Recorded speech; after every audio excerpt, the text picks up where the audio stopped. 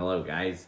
It's been 11 months since I've last done it, but it's another episode of Reading Time with James. For this episode, we are going to read If I Ran the Zoo by Dr. Seuss. So, this is mostly the book that I kind of know. I mean, I know it's from Dr. Seuss, so let's see. What year did this book come out?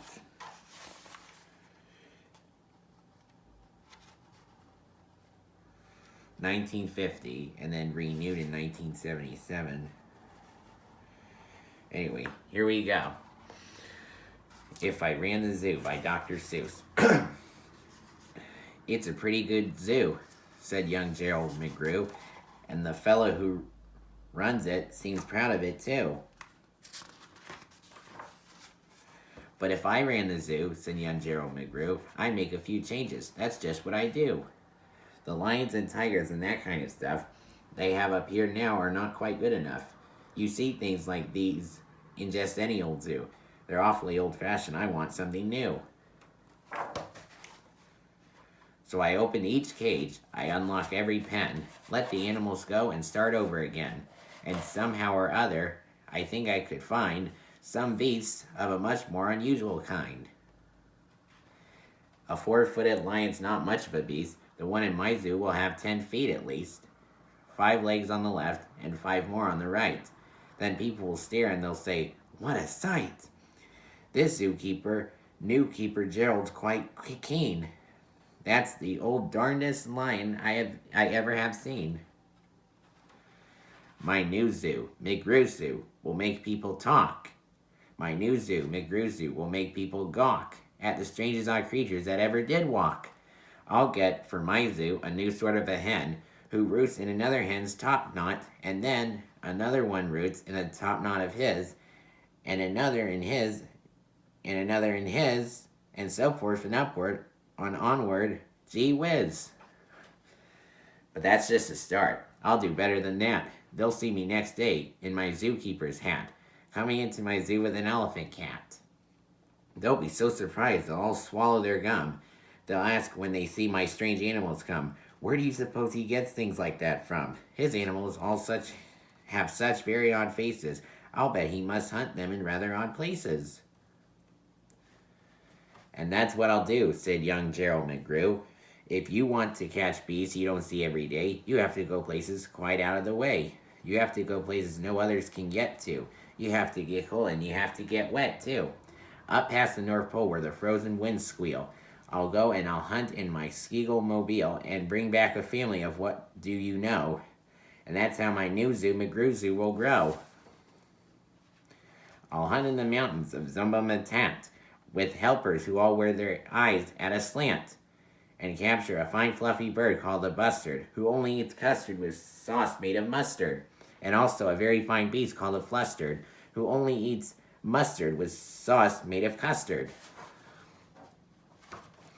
I'll catch them in caves, and I'll catch them in brooks.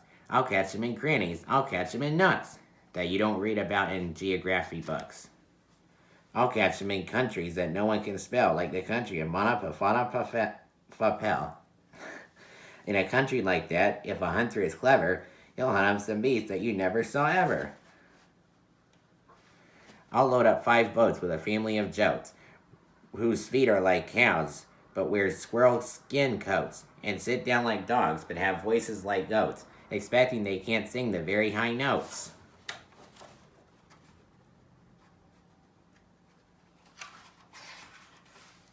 And then I'll go down to the wilds of Nantucket and capture a family of lugs in a bucket. Then people will say, now I like that boy heaps. His new zoo, McGrew Zoo, is going to buy leaps. He captures them wild and he captures them meek. He captures them slim and he captures them sleek. What do you suppose he will capture next week? I'll capture one tiny. I'll capture one cute. I'll capture a deer that no hunter would shoot. A deer that's so nice he would sleep in your bed, if it weren't for those horns that he has on his head. And speaking of horns that are just a bit queer, I'll bring back a very odd family of deer. A father, a mother, 2 sisters, a brother, whose horns are connected from one to the other.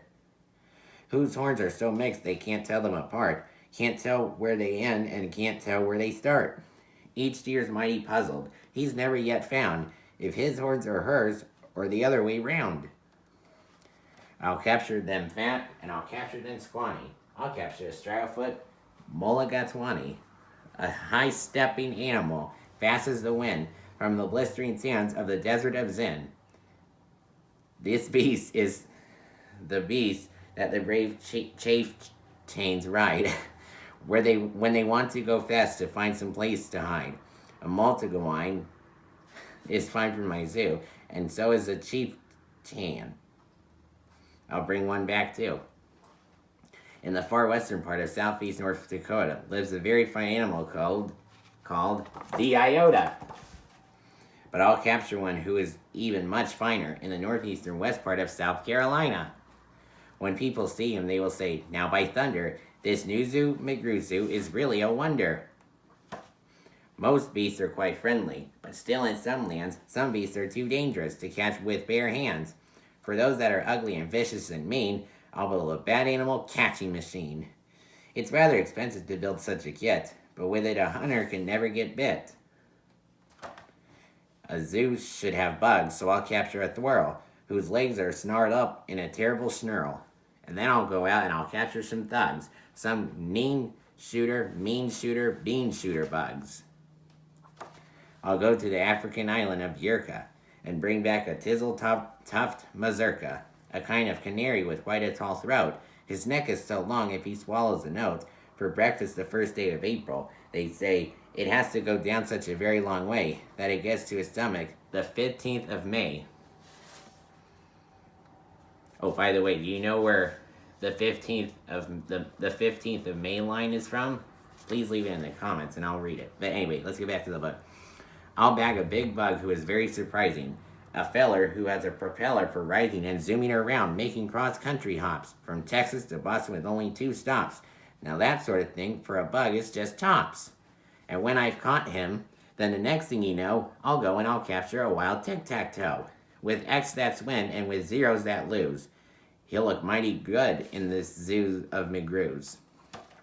I'll bring back a gusset, a jerkin, a gasket, and also a groove from the wilds of Nantasket. And 8 Persian princes will carry the basket. But what their names are I don't know, so don't ask it. In a cave of Khartoum lives a beast called the Natch that no other hunter's been able to catch. He's hidden for years in his cave with a pout, and no one's been able to make him come out. But I'll coax him out with a wonderful meal that's cooked by my cooks in my cooker mobile. They'll fix up a dish that is just to his taste. 3 chicken croquettes made of library paste, then sprinkled with peanut shucks, pickled and spiced, then baked at 600 degrees and then iced. It's mighty hard cooking to cook up such feasts, but that's how the Nuzu McGruzu gets beasts.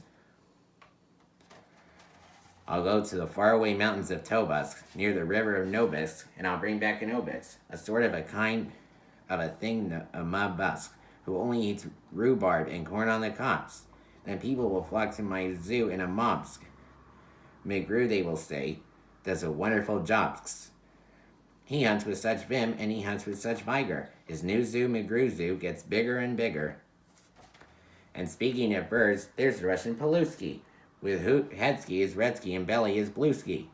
I'll get one of them for my zooski, McGrewski. Then the whole town will gasp, why, this boy never sleeps. No keeper before ever kept what he keeps. There's no telling what that young fellow will do.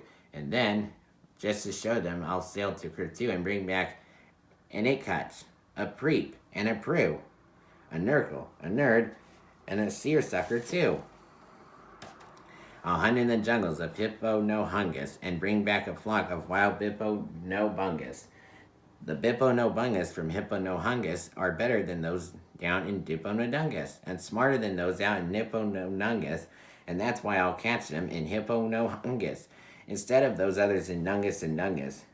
And people will say when they see these bips bounding, this zookeeper, new keeper's simply astounding. He travels so far that you think he would drop. When do you suppose this young fellow will stop? Stop! Well, I should. But I won't stop until I've captured the Fizzo-Nwizza Madritil, the world's biggest bird from the island of Gwark. He who only eats pine trees and spits out the bark. And boy, when I get him back home to my park, the whole world will say, Young McGrew's made his mark. He's built a zoo better than Noah's whole ark. These wonderful, marvelous beasts that he chooses have made him the greatest of all the McGrewses. Wow! They all cheer. What this zoo must be worth is the gold darnest zoos on the face of the earth. Yes, that's what I do, said young Gerald McGrew. I'd make a few changes if I ran the zoo. That's my book. Thank you so much for watching, everybody. Please leave a comment below on what book you want me to read next. Thanks for watching. Peace out, and have a great night. Although it's still daytime, but still have a great night.